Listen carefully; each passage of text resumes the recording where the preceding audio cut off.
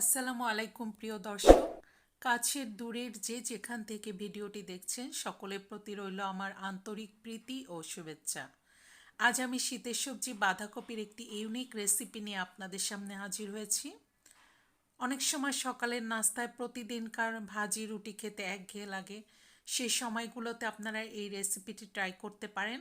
আশা করি তখন আপনাদের ভালো লাগবে। এখানে ময়দা, বাঁধাকপি, গাজর, ডিম, সসেস সবই ব্যবহার করা হয়েছে। এজন্য একদিকে যেমন খাবারটি পুষ্টিকর, অন্যদিকে আপনার রুচির পরিবর্তন হবে। তাহলে দেখতে থাকুন রেসিপিটি।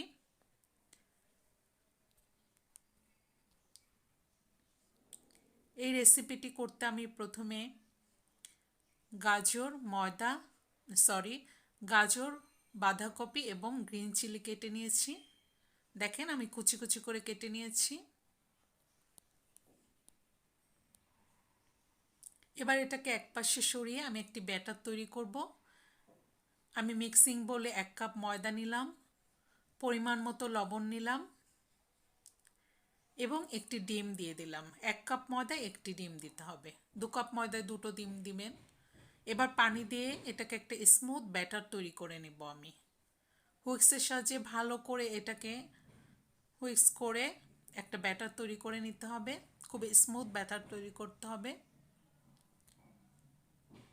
দেখেন আমি ব্যাটারটা তৈরি করছি। ব্যাস ব্যাটারটা শেষ। এটাকে 10 মিনিটের জন্য রেস্টে রেখে দেব। এবার ফাইনাল অপশন, একটা তাওয়া নিয়ে নিলাম, গরম করলাম, হালকা তেল ব্রাশ করে নিয়েছি আমি। এবার 2 চামচ সেই ব্যাটারটা তৈরি করেছিলাম, ওই ব্যাটারটা আমি তার উপর দিয়ে এটাকে ছড়িয়ে দিব, অনেকটা গোল রুটির মতো করে। দেখেন ভিডিওটি দেখলে বুঝতে পারবেন। এবার এই ব্যাটারের উপরের অংশ কাঁচা থাকতে থাকতে এর উপর আমি বাঁধাকপি, গাজর, গ্রিন চিলিটা দিয়ে দেব। এটা কাঁচা থাকতে থাকতেই দিতে হবে, কারণ এটা বাইন্ডিংয়ের কাজ করবে, তাহলে রুটিটা সবজিগুলোকে আটকিয়ে রাখবে। এজন্যই রুটিটা কাঁচা থাকতেই দিয়ে দিতে হবে। এবার সস দিয়ে দিলাম, সসটাও বাইন্ডিংয়ের কাজ করবে। দেখেন আমি সস দিয়ে দিচ্ছি। খুবই টেস্টি হয় এই নাস্তাটা, খুবই টেস্টি হয়। আমি তো মাঝে মাঝে বানিয়ে খাই। আর সবচাইতে বড় কথা, কোনো ঝামেলা নেই, সময় বেশি লাগে না, চটপট হয়ে যায়। সামান্য তেল দিয়ে দিলাম।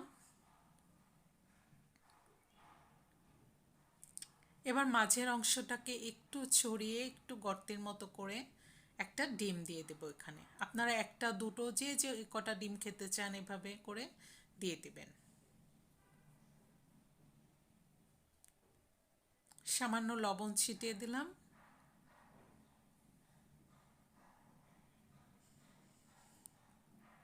এবার আমি সসেস দিয়ে দিলাম। আমি সসেস দিয়েছি, আপনারা মুরগির মাংসের কিমা রান্না করে দিতে পারেন, যে যেটা খাবেন সেভাবে করে দিতে পারেন।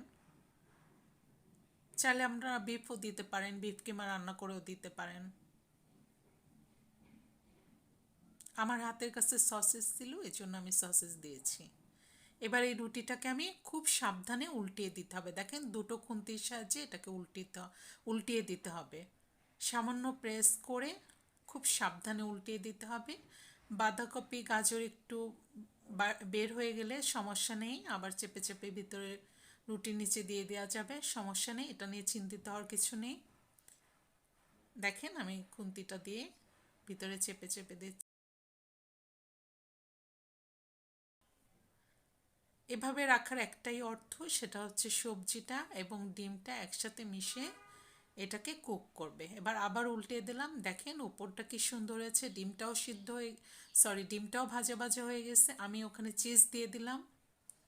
এই যে আপনাদের ফাইনাল লুকটা দেখিয়ে দিলাম, কতটা সুন্দর এবং ইয়াম্মি হয়েছে, দেখেই তো খেতে ইচ্ছে করছে। আশা করি এই রেসিপিটা আপনাদের অনেক ভালো লাগবে। আপনাদের বাচ্চাদেরও দিতে পারবেন, বাচ্চাদের চটজলদি খিদে পেয়ে যায় খেলতে গেলে বা পড়াশোনার সময়, তখন দিতে পারেন। আপনারা ঝটপট করে এই নাস্তাটা করে দিতে পারেন, বা সকালের নাস্তা এটা খেতে পারেন।